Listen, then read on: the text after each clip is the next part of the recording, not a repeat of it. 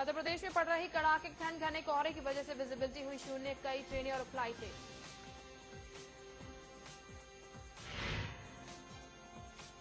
निगम चुनाव के लिए भोपाल इंदौर के प्रत्याशी हुए तय। आज बीजेपी चयन समिति की होगी बैठक में प्रत्याशियों पर होगी चर्चा।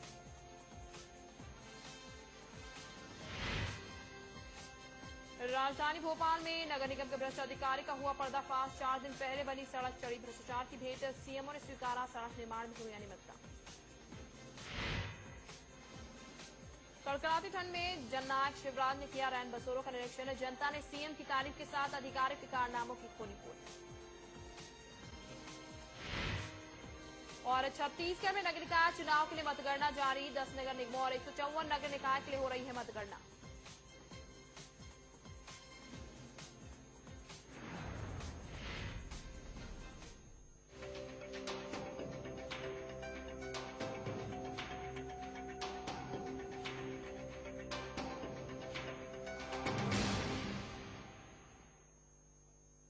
नमस्कार, स्वागत है आपका सावधानी से। मैं हूं आपके साथ शिल्पा रावत। बड़ी खबर के साथ बुलेटिन की शुरुआत करेंगे। आपको बता दें आज बीजेपी चयन समिति की बैठक होगी और बताया जा रहा है सीएम शिवराज सिंह चौहान इसमें मौजूद रहेंगे। जिला निगम चुनाव के लिए भोपाल इंदौर के प्रत्याशी तय हुए हैं और आज बीजेपी चयन समिति की बैठक होगी, जिसमें बताया जा रहा है बैठक में प्रत्याशी पर यहाँ पर चर्चा होगी और सीएम शिवराज सिंह चौहान इस बैठक में मौजूद रहेंगे। और इसी खबर पर हमारे संवाददाता हितकिशोर शर्मा हमारे साथ जुड़ चुके हैं। हितकिशोर जी, क्या कुछ जानकारी आपके पास है? देखिए, कुछ देर में यहाँ भाजपा मुख्यालय में प्रदेश चुनाव समिति की बैठक शुरू होगी। 12 बजे का समय निर्धारित किया गया है और मुख्यमंत्री शिवराज सिंह चौहान यहाँ पहुंचने वाले हैं और नंद कुमार चौहान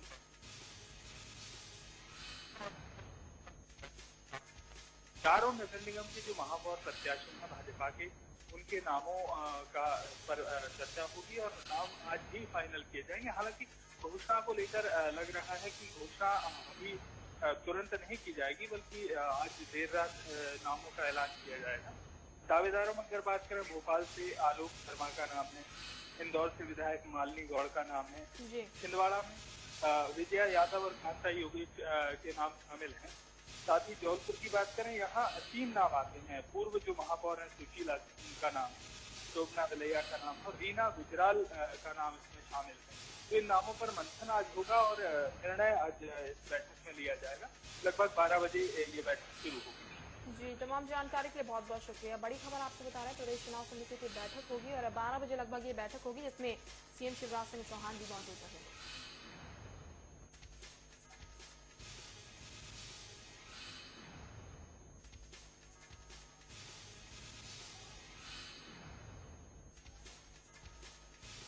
खबर में आगे बढ़ेंगे। भाजपा के पूर्व विधायक जितेंद्र डागा के पीसीसी पहुंचने के साथ ही अटकलों का बाजार तो गर्म हुआ है। भाजपा का कलह भी उजागर हो गया है। कांग्रेस ने भाजपा के अंदर अधिनायकवाद की बात कहकर चुटकी ली है और इसी बीच भाजपा प्रदेश अध्यक्ष नंद कुमार चौहान ने मामले के संज्ञान में आते ही डैमेज कंट्रोल किया। भाजपा के पूर्व विधायक जितेंद्र डागा के पीसीसी पहुंचने के साथ ही अब भोपाल नगर निगम चुनाव के बीच भाजपा का कलह उजागर हो गया है। कांग्रेस दफ्तर पहुंचे जितेंद्र डागा की वहां मौजूद कांग्रेस पार्षदों से लंबी चर्चा हुई। इस बहाने कांग्रेस ने कहा कि कई नेता संपर्क में हैं। वहीं भाजपा प्रदेश अध्यक्ष नंद कुमार चौहान ने कहा कि वो जितेंद्र डागा से बात करेंगे।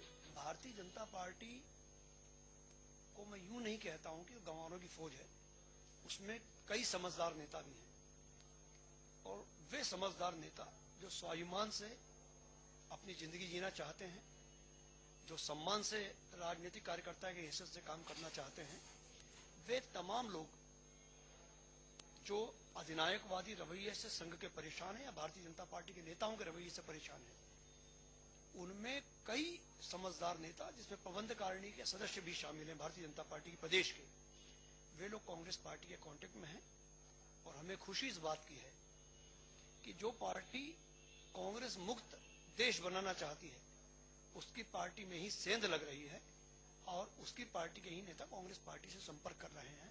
अब वो कौन संपर्क कर रहे हैं, किससे कर रहे हैं, वह राज को राज ही रहने दे तो बेहतर होगा। मैं अभी डागा जी से पूछूंगा, फिर आप शाम को। मैं अभी डागा जी से पूछूंगा, फिर आप शाम को। मैं अभी डागा जी से पूछूंगा, फिर आप शाम को। सवाल ये है कि क्या कांग्रेस जो कह रही है ये बात जितेंद्र डागा और कांग्रेस नेताओं के बीच हुई चर्चा का हिस्सा है? क्या डागा ने कांग्रेस नेताओं के सामने भाजपा के अंदर किसी अधिनायकवाद की बात कही? क्या भाजपा में नेताओं से सलाह लिए बिना फैसले किए जा रहे हैं? क्या भाजपा में निकाय चुनाव के लिए टिकट वितरण में रायशुमारी नहीं हो रही? इन सवालों के जवाब भाजपा को ही देने हैं कि आखिर डागा अचानक पीसीसी क्यों पहुंचे? डागा के पीसीसी पहुंचने के साथ ही भाजपा ने सक्रियता दिखाई और 1 घंटे के अंदर ही इस डैमेज को कंट्रोल किया गया। जब डागा से पूछा गया कि क्या वो कांग्रेस में शामिल होंगे तो उन्होंने सफाई दी। मैं तो वहाँ से निकल रहा था तो कुछ कांग्रेस के पार्षद खड़े, उन्होंने हाथ दे के रोका कि भाई क्या हाल है। इतने में हमारा भारतीय जनता पार्टी कुछ पार्षद लोग आ गए, उनसे बात कर रहे थे तो हमने कहा हो सकता है कि कुछ कांग्रेसी हमारे साथ बीजेपी में शामिल हो जाए और साथ चल चले हमारे बीजेपी ज्वाइन करने के लिए। सबसे अहम बात कि जितेंद्र डागा इन दृश्यों में भाजपा कार्यकर्ताओं से नहीं कांग्रेस पार्षदों से चर्चा कर रहे हैं। लगता ये भी है कि नगर निगम चुनाव के बीच भाजपा डागा की असंतुष्टि को दबाने में कामयाब हुई और इसीलिए जल्द सफाई भी आ गई। हालांकि पूर्व विधायक जितेंद्र डागा का रिकॉर्ड देखें तो हुजूर विधायक रहते कोलार क्षेत्र में कई निर्माण कार्यों की अनुमति फिलहाल मुश्किल बनी है। मामले की जांच चल रही है। वहीं एक मामले में सीबीआई के शिकंजे में भी डागा फंसे हुए हैं। ऐसे में कांग्रेस जाने का सपना डागा के लिए कहीं और मुश्किलें न बढ़ा दे, इसीलिए अब पूर्व विधायक महाशय सफाई देने में जुट गए। लेकिन हाँ, जितेंद्र डागा के पीसीसी तक पहुंचने के साथ भाजपा संगठन पर जरूर सवाल खड़े हो रहे हैं कि पार्टी में फैसले नेताओं और कार्यकर्ताओं की मंशा जानकर नहीं किए जा रहे बल्कि थोपे जा रहे हैं। कैमरामैन सुशील यादव के साथ किशोर शर्मा, साधना न्यूज भोपाल।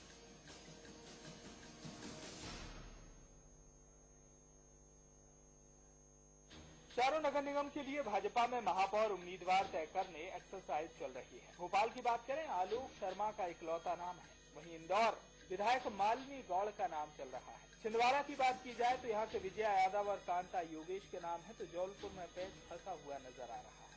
सुशीला सिंह, शोभना विलैया और रीना गुजराल के नाम है। शनिवार को मुख्यमंत्री शिवराज सिंह चौहान, प्रदेश अध्यक्ष नंद कुमार चौहान के बीच चर्चा हुई। हालांकि नंद कुमार चौहान का कहना है कि अभी बैठक के बाद निर्णय होगा।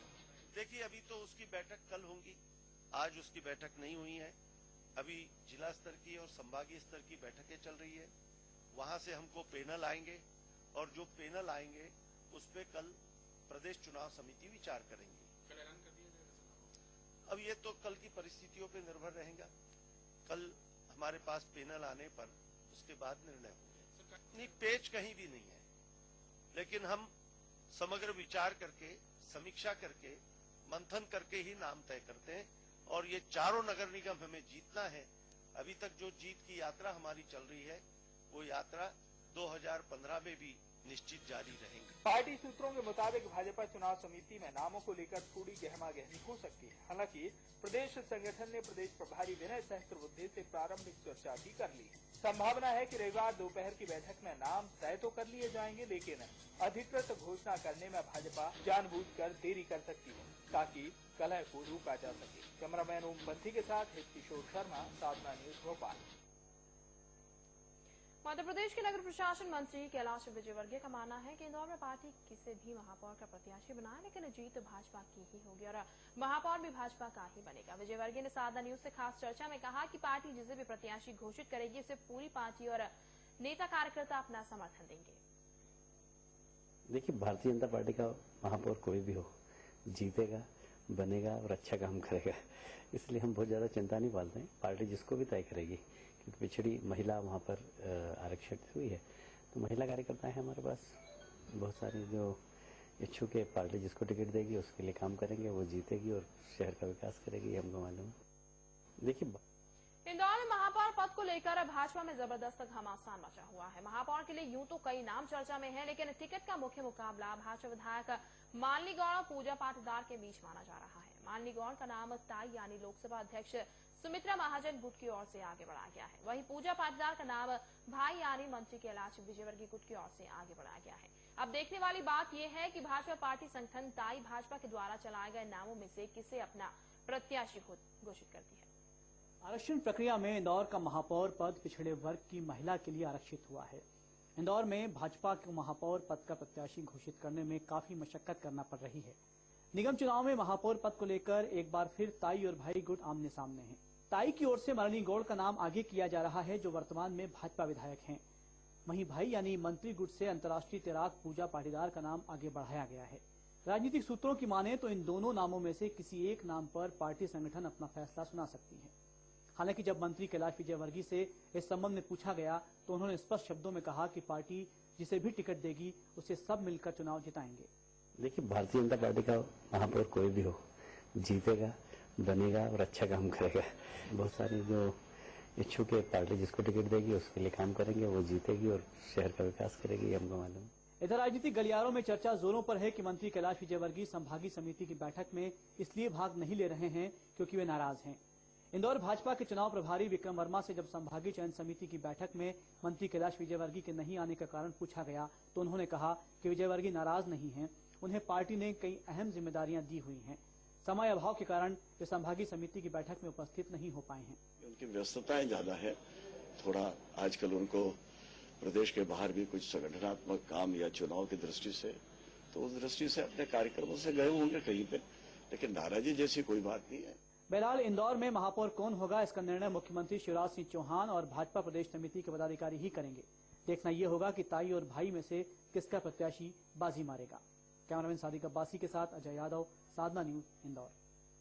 पाकिस्तान का डीएनए ही आतंकवाद है और पाकिस्तान पैदा ही आतंक से हुआ, ये कहना है राज्यसभा सांसद अनिल माधव दवे का। दवे ने साधा न्यूज से चर्चा में कहा कि आतंक को लेकर भारत की रणनीति ठोस होनी चाहिए।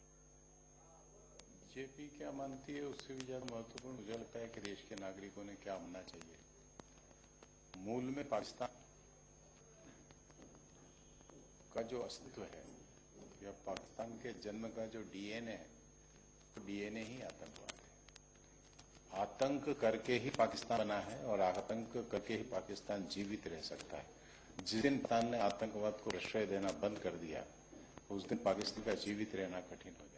अधिकारी किस तरह मुख्यमंत्री को अंधेरे में रखते हैं, इस बात का खुलासा तब हो गया जब मुख्यमंत्री शिवराज सिंह चौहान रैन बसेरे का निरीक्षण करने निकले। जनता ने सीएम की तारीफ की, लेकिन अधिकारी के कारनामों की पोल खोल दी। क्या हुआ आपको दिखाते हैं, और सीएम ने 1 साल पहले जो निर्देश दिए थे उनका कहां तक पालन अधिकारियों ने किया, ये भी दिखाते हैं।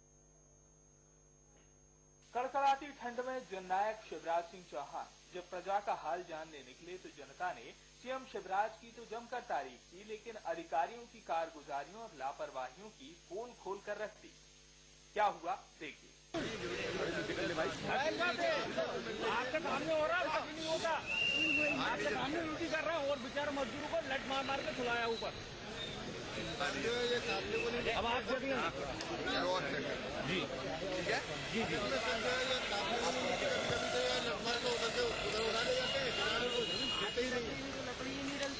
आप आए तो जल्दी आएंगे और आप आए तो जल्दी वो सोए करीब। मेरा पता थोड़ी था कि मैं आने वाला नहीं तो सर वही बिना बताया है। आप थोड़ा ध्यान रखो, लेकिन इन लोगों को सबको पता जाना अधिकारी सही नहीं है, आप सही है।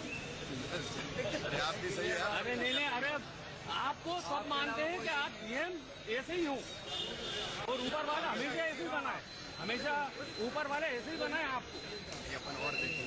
सीएम ने अपने औचक निरीक्षण के दौरान गरीबों को मिलने वाला खाना भी खाया और पानी में बिस्लरी नहीं पिया, बल्कि रैन बसेरे में उपलब्ध पानी ही मांगा। और सीएम ने जब रजिस्टर मांगा तो मौजूद कर्मचारी भी सकपक